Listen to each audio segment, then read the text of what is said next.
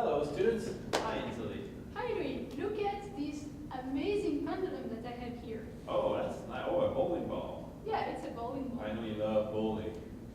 So it's really hung from very high up Oh, there. wow. At least like 3 feet.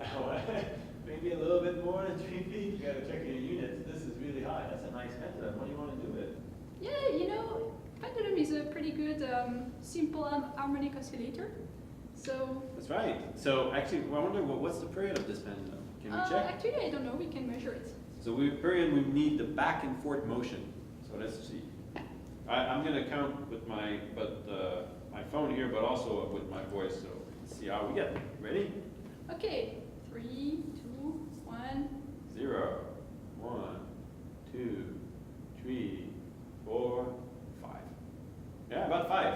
5 seconds. Yeah, all right. So you say this is a simple harmonic oscillator. So the thing about simple harmonic oscillator, well, first, is that always a simple harmonic oscillator? The pendulum? Not really. This is only valid for small oscillations. But it's attached so high that even if I move quite a bit, this will remain a small oscillation. Yeah, small oscillation means a small angle.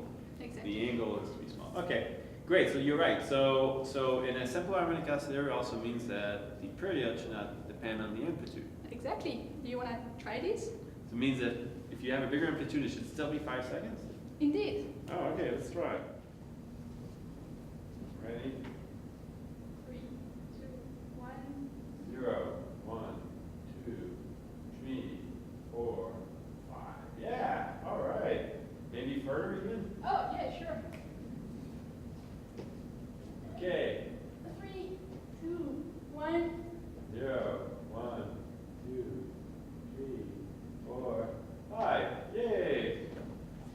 All right, physics works.